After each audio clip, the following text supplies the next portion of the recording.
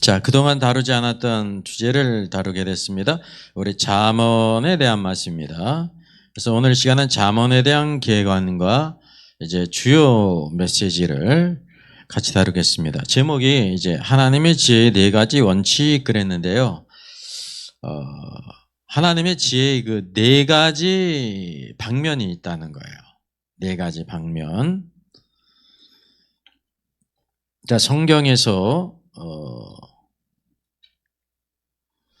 그 시가서에서 잠언에 위치하지 않습니까? 욥기, 시편, 잠언, 전도서, 아가서. 이 배열도요. 우리 영적인 의미에서 보게 될 때 아주 깊은 의미가 있죠. 욥기가 먼저 있습니다. 욥기. 우리가 흔히 욥기를 통해서 이제 고난의 문제를 다뤘다라고 말하는데 이거는 이제 외관이 그렇다는 겁니다. 여러분, 욥기는 외적으로는 고난의 문제를 다룬 것 같지만 내적으로는 무엇을 다룬 거냐면요.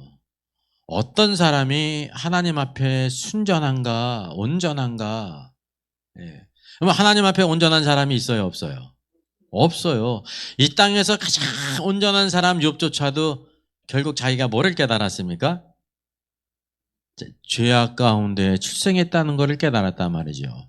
여러분, 우리 사람의 문제 가운데 사람이 알 수 있는 죄가 뭐가 있냐면 죄들이 있어요. 성경에서 복수예요. sins, 죄들이 있는데 죄의 행위를 알지 않습니까? 큰 죄가 있고 작은 죄가 있고 그렇잖아요. 수많은 여러 가지 죄악들이 있습니다. 로마서에서 인간의 죄들을 가리키는데 몇 가지를 언급해요? 그것까지는 안 세보셨죠. 손가락, 발가락이 다 필요하고 하나가 더 필요해요. 그럼 몇 개입니까? 아니, 손가락, 발가락이 다 필요하고 하나가 더 필요하다고요. 네, 21가지가 필요하단 말입니다. 그래서 어쨌든 사람이 볼 때 큰 죄가 있고 아주 작은 죄도 있고 심각한 죄도 있고 뭐 그런 죄들이 있는데 그거보다 더 심각한 죄가 있습니다. 그게 뭘까요? 그게 죄예요, 죄. 죄 단수는 뭐냐면 하나님 앞에 유일한 죄는 원죄예요. 원죄, 오리지널 신. 우리에게 원죄가 있다고 하는 것을 깨달았단 말입니다. 그래서 이게 욥기는 이제 하나님 앞에 순전한 사람이 누구인가 있다는 거예요, 없다는 거예요? 없다 말이죠. 예수 그리스도밖에 죄를 알지 못하고 죄가 없으신 분은 예수 그리스도밖에 없습니다. 시편에 보게 되면 여러 가지 기도와 찬양이 있지 않습니까? 그래서 중요한 거는 많은 오해가 시편에 있는 모든 말씀을 갖다가 성령의 감동으로 기록된 말씀으로 생각을 해가지고 그것이 하나님의 뜻이라고 생각한다는 사실입니다.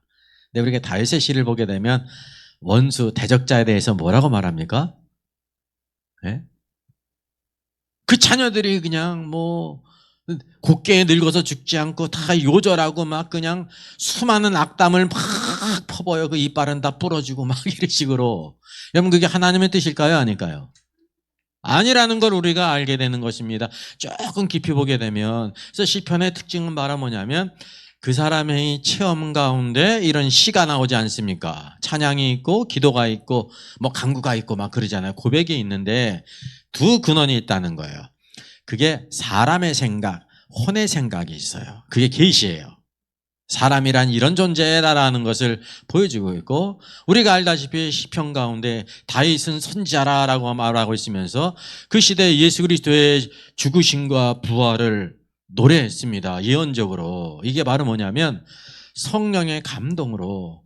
성령의 감동은 누가 받는 거예요? 나는 완전히 내 생각대로 살 생각이 똘똘 뭉쳐있는데 성령이 충만합니까? 안 합니까? 안 하죠. 우리가 하나님의 뜻에 순복하고 뜻을 따라 살게 될 때 성령의 감동하심을 입어서 이런 놀라운 예언의 말씀을 한다는 것입니다. 그래서 성경은 두 줄거리가 있는데 하나는 그게 이제 혼의 생각, 사람의 생각이 있고요. 그게 계시예요.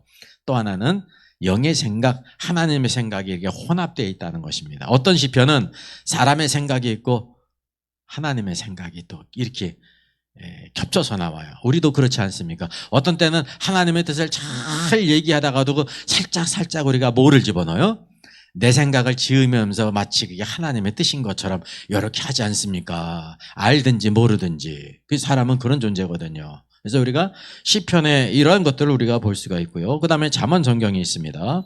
잠언은 여기 우리가 알다시피 지혜에 대한 것인데, 이 지혜는 무엇에 대한 지혜냐면 마태복음 25장에 나오는 어리석은 처녀와 슬기 있는 처녀의 그 지혜를 말하는 게 아닙니다. 내적인. 그 사실은 그 부분은 뭐를 가리키고 있냐면 기름으로 상징된 성령으로 충만한 사람의 신랑이신 그리스도를 기다리고 깨어있지 않습니까? 여기서는 어떤 지혜냐면 생활 속의 지혜를 가리키는 거예요. 생활 속에 우리가 지혜가 있어야 된다는 겁니다. 한마디 말하는데 생각하는 것과 계획하는 것과 모든 것들 가운데 이 지혜가 있어야 된다는 거죠. 그래서 뭐를 대비하고 있냐면 옛사람의 생각과 새 사람, 그 생각을 대비해 주면서 우리에게 보여주고 있습니다. 네 번째는 전도서가 있죠. 전도서 대표적인 문구가 헛되다는 것입니다. 그래서 전도서를 보게 되면 인생은 허무주의야. 왜? 헛되다 그래가지고 헛된 걸로 끝나니까요.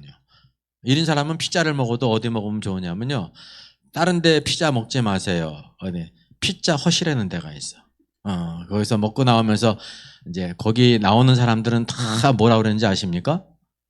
피자 헛 먹었다. 이게 전도서가 메시지가 헛되다예요. 근데 왜 헛되다고 말하고 있냐면 이 허무주의를 얘기하는 게 아닙니다. 그리스도 바깥에 있는 모든 것들은 모든 쾌락과 즐거움과 권력과 모든 물질을 다 누렸을지라도 헛되다라는 걸 말하고 있는 겁니다. 대표적인 문구가 뭐가 있습니까? 해 아래예요. 해 아래. 해 아래에서 행하는 모든 것이 다 헛되다는 거예요. 그게 어디에 있기 때문에 그러냐면 그리스도 바깥에, 하나님 바깥에서. 솔로몬이 자기 육신의 정욕대로 살았잖아요. 다 누렸는데 그 결과가 바로 뭐였습니까? 헛되구나. 이 말은 상대적으로 어떤 의미냐면요, 우리에게 소망을 주는데 영원한 게 무엇이라는 거예요? 우리가 하늘에 있는 거, 해 아래가 아니라 여기 해 아래 있잖아요.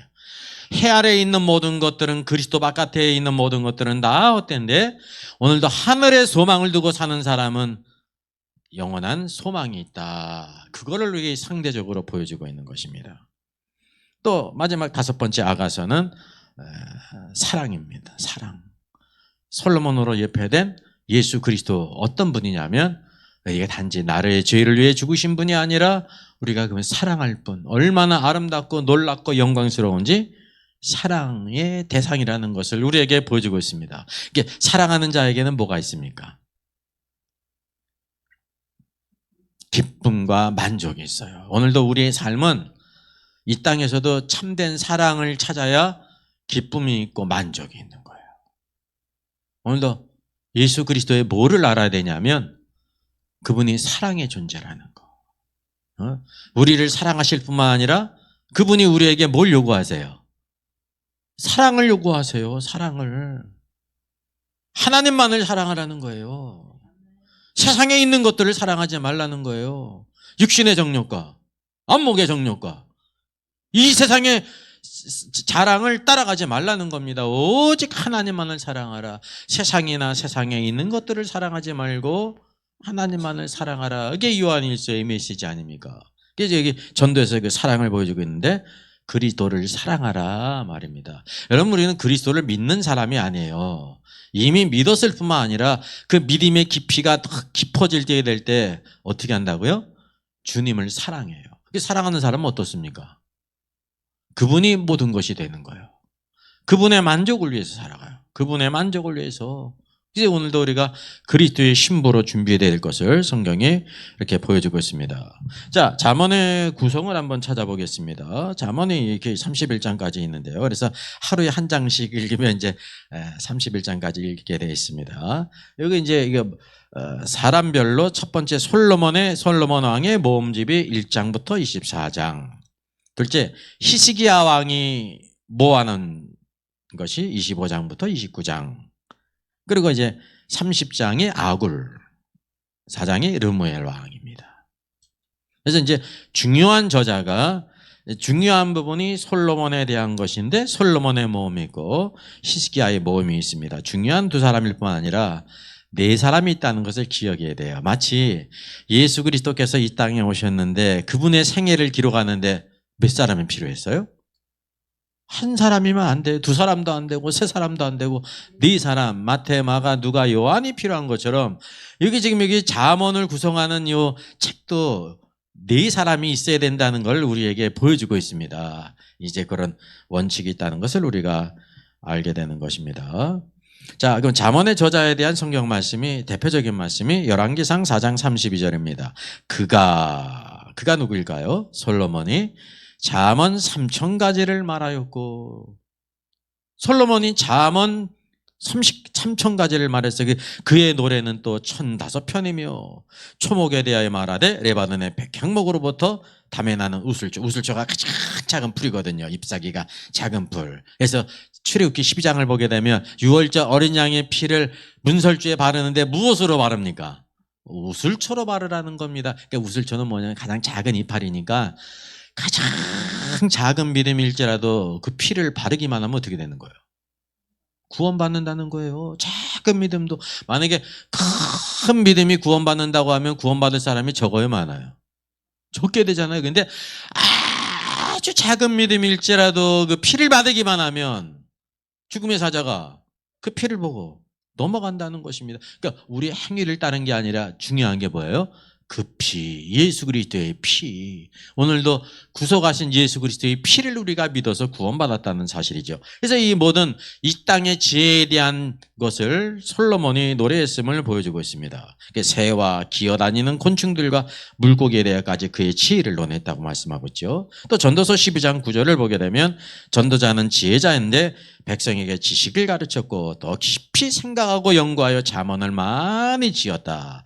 아름다운 말을 많이 구했다라고 말하고 있습니다. 그래서 이게 우리가 대표적인 잠언의 저자가 솔로몬이라는 것을 이런 성경을 통해서 알게 되는 것입니다. 우리가 이제 잠언의 구조를 중요한 구조를 알아야 되는데요. 여러분 집을 져도 그 구조가 있어요. 설계도가 있고 하나님께서 우리 사람을 만드실 때도 보게 되면 물리적으로도 어떤 부분으로 이루어졌습니까? 우선 골격계가 있고요. 뼈와 살이 있거든요. 거기에 뭐가 또 있어요? 근육들과 함께 많은 신경계와 이제 소화계통이 있고 그렇단 말이죠. 우리가 여러분 창세기를 보게 되면 창세기 1장이 있고 2장이 있는데 왜 1장과 2장이 어떻게 기록되는지를 오해할 때가 많이 있어요. 창세기 1장 태초에 하나님이 천지를 창조하시니라 말씀하고 있으면서 첫째 날, 둘째 날, 셋째 날, 일곱째 날 안식하심으로 완성됐다는 것을 우리가 알게 되지 않습니까? 예. 그러니까 하나님이 천지 창조한 것이 너무나 놀라운데 분량이 얼만큼이에요? 한 장에 불과해요. 여러분 그걸 아셔야 돼요.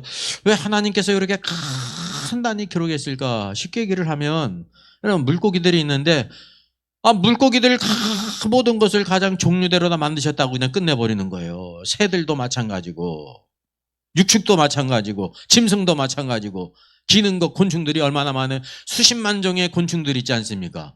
근데 그냥 성경이 딱 하나 바로 뭐냐면 곤충들을 다 기는 것들을 다 종류대로 만드셨다. 한마디로 이렇게 끝내버리신다니까요. 얼마나 지혜가 있으십니까?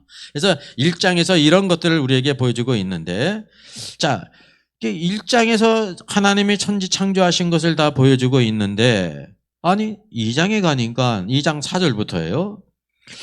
이것이 천지가 창조될 때 하늘과 땅의 내력이니 여호와 하나님이 땅과 하늘을 만드시던 날에 여호와 하나님이 땅에 비를 내리지 아니하시며 뭐에 대한 기록을 하고 있어요? 아담과 여자 하와를 만드신 것을 자세히 기록한 말씀이 있어요. 그래서 이제 성경을 이렇게 퀴즈 정도 하는 사람들이 어떻게 생각하냐면 하나님의 천지를 두 번 1장에 창조하고 2장에 창조하고 1장에도 하나님의 형상대로 사람을 만들었잖아요.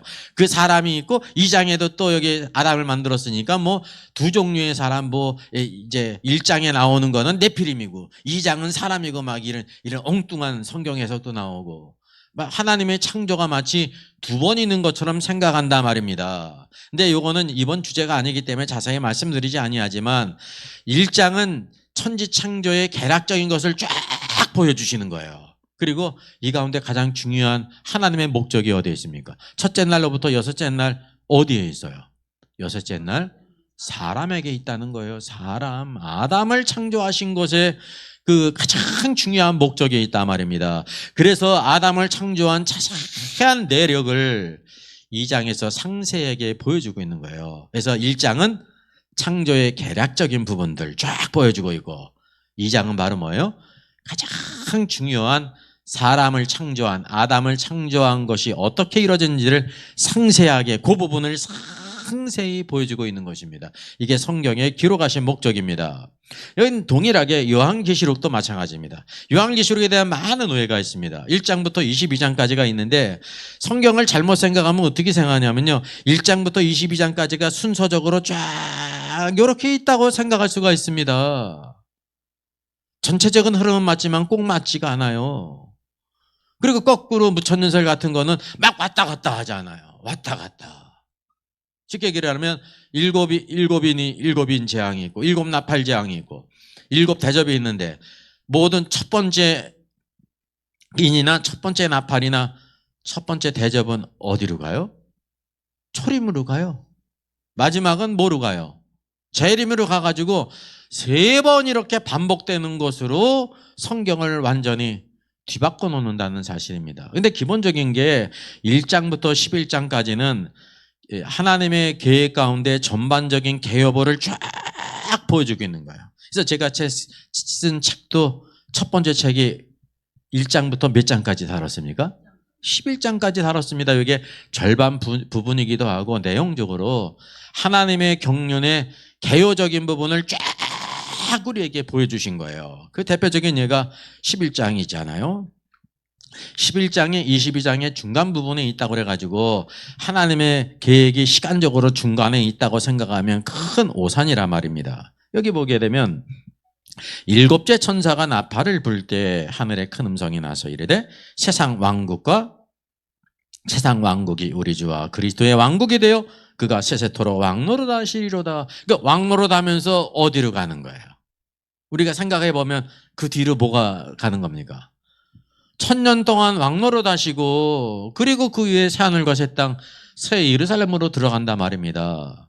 그러면 7째 나팔이 불릴 때 하나님의 모든 감춰진 비밀들이 완성이 된단 말이죠. 그래서 이게 전체적인 개요를 쫙 보여주고 있습니다. 그리고 12장부터 22장까지는 여기 대략적으로 써놨는데 12장에 뭐가 있습니까? 해와 달과 12별의 면류관을 쓴 여인이 나오잖아요. 그러니까 이게 비유죠. 상징이라면 상징. 이게 전 시대에 걸친 교회를 가리키는 거예요. 그가 뭐를 낳았어요?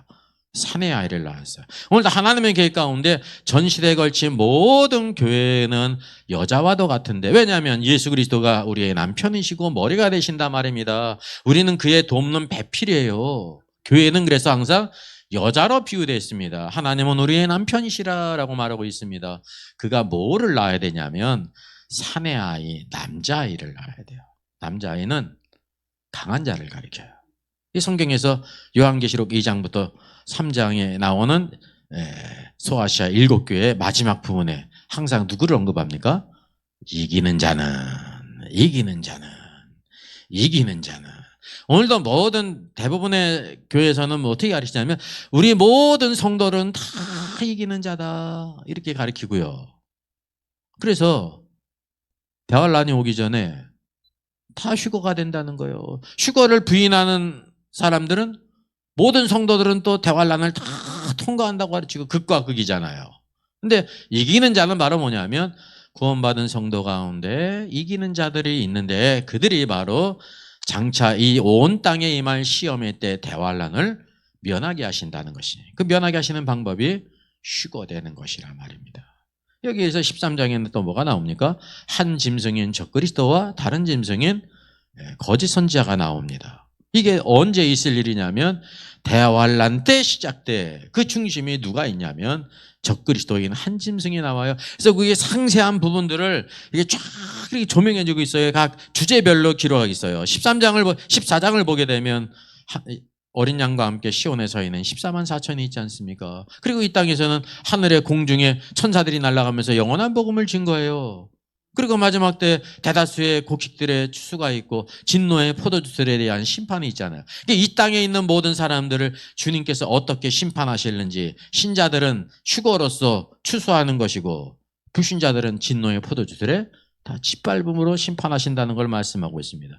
이렇게 각 중요한 상세부를 쭉 보여주고 있어요. 뒤에 15장 유리바닷가에 서 있어서 어린 양의 노래를 부르는 사람들은 대환란 가운데 이기는 자들로서 휴거된 자를 가리키고 있습니다. 16장 진노의 7대접이죠. 진노의 7대접은 다른 말로 무엇입니까?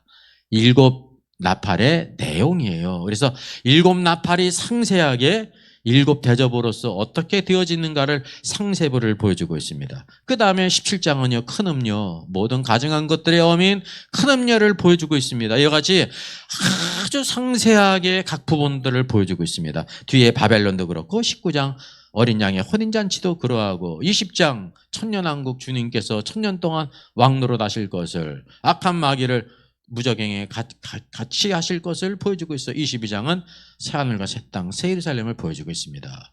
그래서 여기 1장부터 11장까지는 전체적인 하나님의 경륜의 개요부, 쫙 개략적인 것을 보여주고 있고 12장부터 22장은 중요한 사건들의 상세부를 보여주고 있어요. 그래서 이와 같이 성경의 첫째긴 창세기도 그렇고 성경의 끝책인 요한계시록도 이런 구조로 되었다고 하는 사실이죠. 그렇다고 하면 잠언은 어떻게 기록됐느냐? 잠언이 첫 번째 부분이요, 잠언의 주요부가 있어요. 1장부터 9장까지입니다. 그리고 10장부터 마지막 31장까지는 잠언의 상세부예요. 아주 세세하게 조각조각을 내가지고 각 부분들에 대해서 어떻게 우리들이 생활을 해야 될 것인가를 보여주고 있습니다. 그래서 오늘 우리의 주제들이 이제 하나님의 그 지혜의 4가지 원칙 그랬는데, 이제 어떤 말로도 표현할 수 있냐면 지혜의 중요한 4가지 방면, 이게 첫 번째 잠언의 주요부예요. 1장부터 9장까지가. 그리고 그 위에는 아주 세세하게 각 부분에 대해서 상세부를 말씀해주고 있다는 것을 알게 될 때, 아, 잠언이 이렇게 이루어졌구나. 하나님은 언제나 원칙이 있고요, 구조를 갖고 계셔요. 모든 창조물도 마찬가지잖아요. 태양계를 보세요. 태양계를 볼 뿐만 아니라 우리 모든 물질의 기초를 이루는 게 뭐죠? 원자거든요. 그 원자를 보면 어떻습니까? 중심에 뭐가 있어요? 핵이 있고 뭐가 돌아가요? 전자가 돌아가잖아요. 마치 무오가도 같아요. 아주 작은 태양계를 보는 것 같은 거예요. 이게 일정한 원칙이 있다는 거예요. 일정한 원칙이.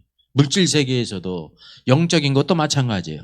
하나님께서 항상 그분이 하실 때에는 원칙이 있어요. 이게 잠언에도 이 부분으로 이루어졌다는 것을 우리가 알게 되는 것입니다. 그럼 이 창조와 잠언의 관계가 어떠한가?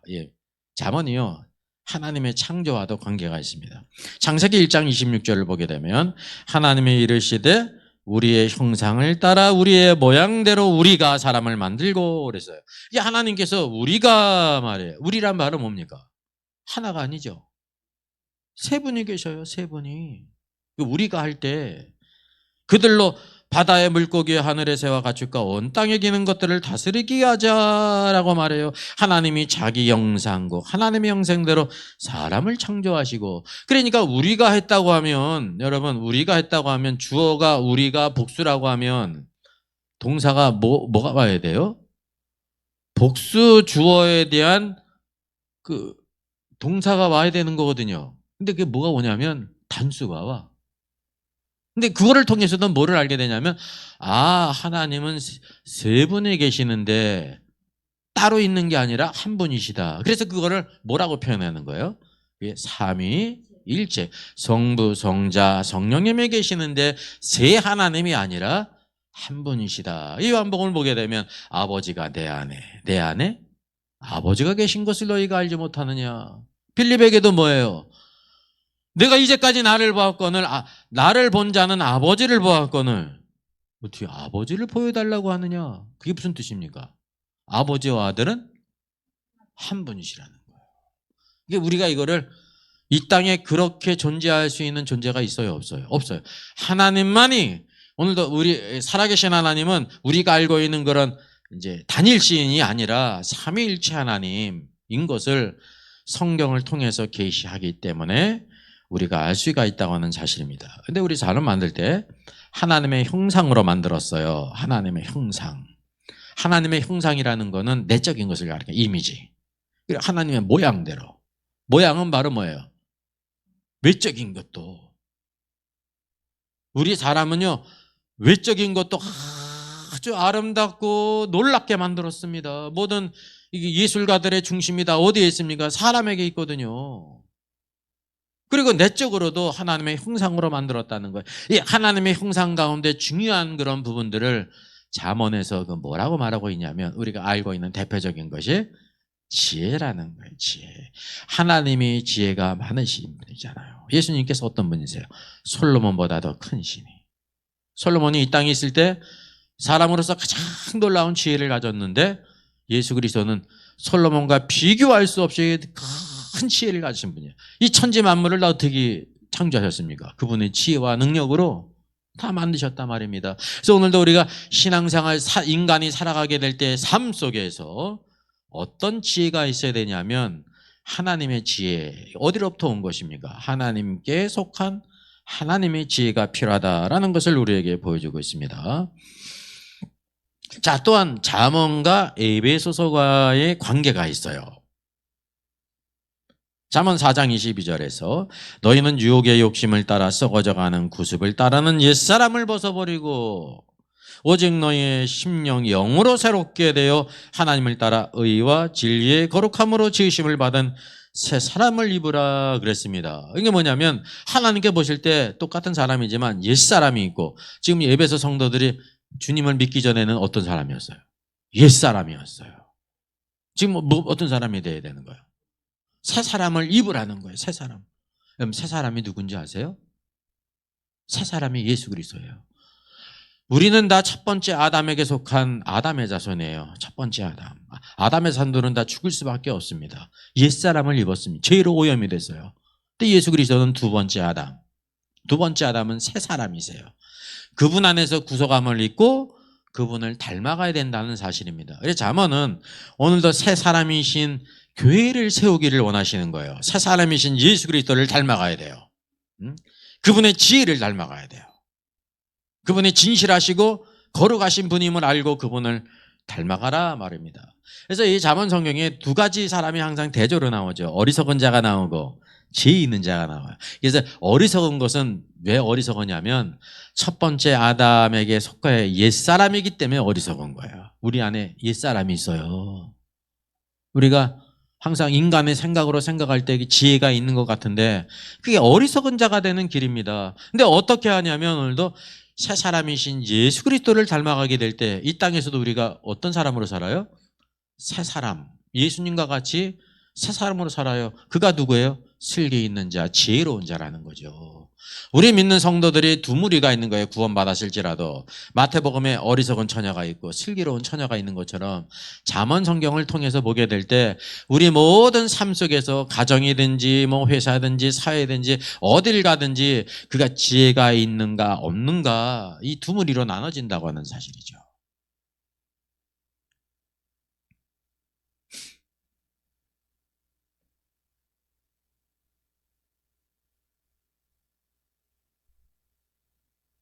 자,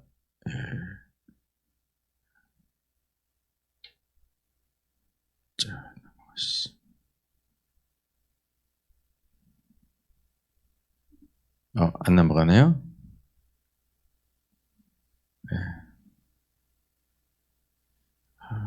왜 안 넘어갈까요? 네, 마태복음 25장에는 그래서 이제 영적인 면에서 기름으로 예표됐고 여기 잠언에서는 생활에서의 슬기 있는 자를 강조하고 있는 거예요. 오늘 생활 속에 지혜가 없으면 우리 삶 속에 큰 어려움을 당합니다. 믿음이 있는데 지혜가 없어. 그렇죠? 삶이 이렇게 이제 왜곡될 수 있다는 거예요.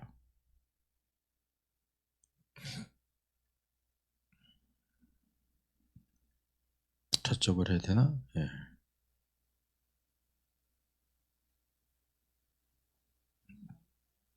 예?